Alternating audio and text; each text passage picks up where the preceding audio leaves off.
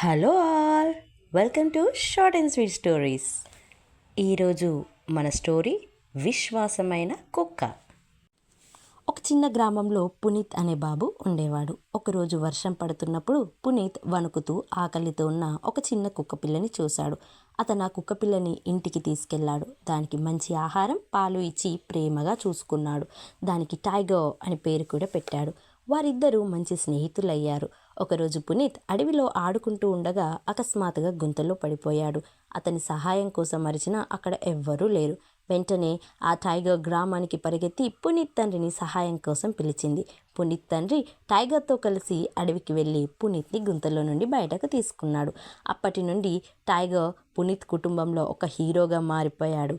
పిల్లలు, దీన్ని బట్టి మీకేమర్థమైంది? మనం చేసిన సహాయం ఎప్పుడూ వృధా కాదు.